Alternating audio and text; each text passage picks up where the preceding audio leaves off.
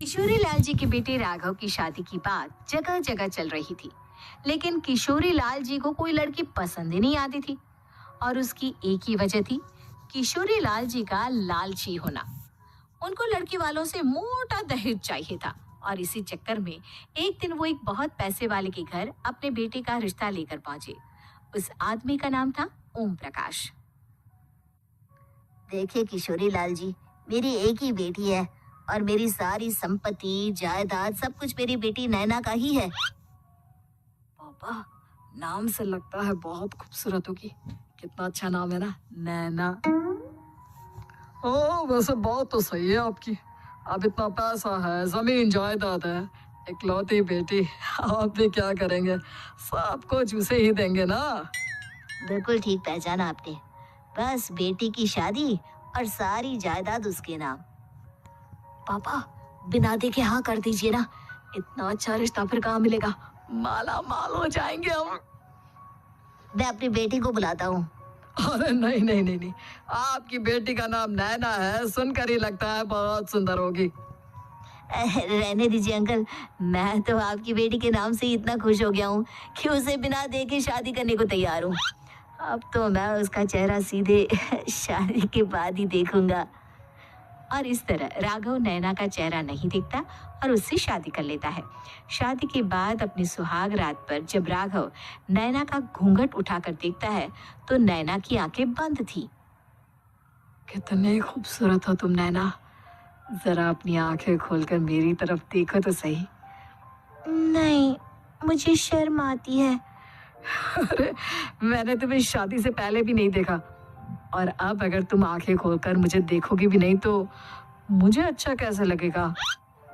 इससे पहले कि नैना अपनी आंखें खोलकर राघव की तरफ देखती, अचानक से लाइट चली गई और राघव नैना को पूरी तरह से देख भी नहीं पाया। अगली सुबह नैना राघव के लिए नाश्ता बनाकर लेकर आई। अरे ये क्या, आधा पराठा सेका हुआ है और आधा बिल्कुल कच्चा। ये तुमने क्या किया नैना? बहू, तुमने क्या आधा पराठा तवे से नीचे लटका कर रखा था, जो आधा सेका है और आधा कच्चा? मुझे जितना दिखेगा उतना ही तो सीखूंगी ना पापा जी। जहाँ जहाँ मुझे नजर आ रहा था वहाँ मैंने सीख लिया, जहाँ जहाँ नहीं दिखा वहाँ कच्चा रह गया होगा। इसका क्या मतलब है? ये कैसा मजाक कर रही है तुम? अरे बहू, तुमने इतना लंबा घूंघट क्यों लगाया हुआ है? देखो, हमारे घर में बहुओं को बेटी की तरह रखा जाता है, और फिर तुम तो इतना सारा माल लेकर आई हो। देखो, ये घूंघट डालकर रखने की कोई जरूरत नहीं है। हाँ नैना, पापा जी ठीक कह रहा है, तुम तो आराम से रहो, अपना ही घर समझो। नैना अचानक से अपना घूंघट उठा लेती है। अरे ये क्या पापा, नैना की तो एक आंख फूटी हुई है। नाम से नैना, लेकिन ये तो कानी बहू निकली। मेरे साथ धोखा हुआ है, धोखा। बिना दिखाए अपनी कहानी लड़की मेरे संग ब्याह दी। मुझे कहानी भी नहीं चाहिए। मुझे अभी ओम प्रकाश जी से बात करनी पड़ेगी।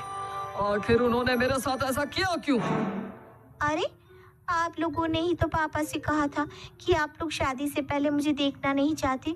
अब मेरे पापा पर क्यों इल्जाम लगा रहे हैं? अरे लेकिन उन्हें बताना तो चाहिए था ना कि तुम कहानी हो, एक आंख से तुम्हें दिखाई नहीं देता। किशोरी लाल और राघव नाराज होकर ओम प्रकाश को अपने घर बुलाते हैं। पापा जी, ये आपने क्या किया? शादी से पहले बताया क्यों नहीं कि नैना की आंखों में परेशानी है? अरे, आप ही ने तो लड़की देखने से मना कर दिया था। और लेकिन आप बता तो सकते थे। आपको तो हमारी बेटी की प्रॉपर्टी चाहिए थी, वो भी पूरी की पूरी। अब क्या हुआ अगर उसे आधा दिखाई देता है? प्रॉपर्टी तो आपको पूरी मिल गई ना। और ये क्या बात हुई? मेरी शादी प्रॉपर्टी से नहीं, आपकी बेटी से हुई है। अब ये तो पहले सोचना चाहिए था। तब तो मेरी प्रॉपर्टी देखकर तुम्हारी जुबान लप लप आ रही थी। लेकिन मैं कानी लड़की को अपनी बीवी बनाकर नहीं रख सकता। पापा, कुछ करिए ना आप। हाँ, करता हूँ। देखिए ओम प्रकाश जी, आप हमारे साथ ऐसा नहीं कर सकते। और तुम देखो, अगर तुमने मेरी बेटी से शादी तोड़ी ना तो जो भी प्रॉपर्टी मैंने तुम्हें दी है वो तो पूरी की पूरी वापस ले ही लूंगा और आधी प्रॉपर्टी तुम्हारी भी लूंगा। अरे मेरी आधी प्रॉपर्टी भला क्यों लेंगे आप? इसलिए क्योंकि मेरी बेटी को आधा नजर आता है और उसकी नजर अभी तक तुम्हारी आधी जायदाद पर ही पड़ी है। अब तुम उसे घर से निकालोगे तो कुछ तो लेकर जाएगी ना। और अगर हम आपकी बेटी को अपने घर की बहू बनाकर रखे तो? तो तुम्हारी पूरी प्रॉपर्टी तुम्हारी ही रहेगी और जो मैंने तुम्हें दिया है ना उसमें से बस मैं आधा लेकर जाऊंगा। अरे लेकिन अब आप अपनी दी हुई प्रॉपर्टी में से आधी वापस क्यों लेकर जाएंगे? अगर मैं आपकी बेटी को अपनी पत्नी बनाकर रखने को तैयार हूं तो? इसलिए ताकि भविष्य में अगर तुम मेरी बेटी को धोखा दो तो उसके पास कुछ तो रहे जो पति का हो। वैसे मेरे पास तो बहुत कुछ है लेकिन अपने पति की कोई निशानी तो उसके पास होनी चाहिए ना। अब अगर तुमने मेरी बेटी को कहानी कहा तो तुम्हें प्रॉपर्टी भी कहानी ही मिलेगी, पूरी नहीं। जमाए राजा। किशोरी लाल और राघव समझ चुके थे कि वो बुरी तरह फंस चुके हैं और अब उनके पास वहां से निकलने का कोई चारा नहीं है। अब समझ में आया ना, लालच बुरी बला होती है। एक तो तुम्हें प्रॉपर्टी मिली, ऊपर से बीवी मिली, उसमें तुम्हें नखरे भी दिखाने हैं। आए बड़े, चुपचाप बैठो दोनों। कुछ दिनों के बाद नैना राघव की कार लेकर बाजार घूमने निकलती है और जब कार लेकर वापस आती है, ये क्या? एक तरफ से मेरी गाड़ी पूरी खराब हो चुकी है। लगता है तुमने मेरी गाड़ी को किसी दूसरी गाड़ी के साथ एक्सीडेंट किया है। अरे कितना बड़ा नुकसान कर दिया तुमने बहू। वो क्या है ना पापा जी, मुझे एक आंख से दिखाई नहीं दे रहा था, सामने से गाड़ी आ रही थी। मुझे तो सिर्फ आधा ही दिखाई दिया और वो गाड़ी मेरी कार से रगड़ती हुई निकल गई।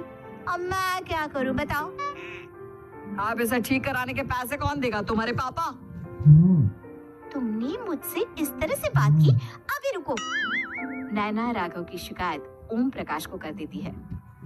देखो राघव, अब जो मेरी आधी प्रॉपर्टी तुम्हारे पास थी ना उसमें से आधी और मैं लेकर जाऊंगा क्योंकि तुमने मेरी बेटी को डांटा। अरे नहीं पापा जी, गलती हो गई, माफ कर दो। गलती की तो कोई गुंजाइश ही नहीं। अगली बार मेरी बेटी को डांटा तो बची हुई आधी में से आधी और ले जाऊंगा। लालच के चक्कर में हम दोनों ने बहुत बड़ी गलती कर दी बेटा।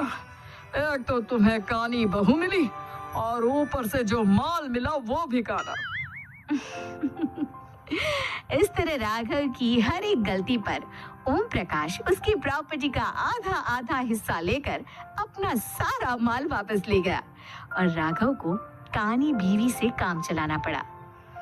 भाई लालच वाकई में बुरी बला है।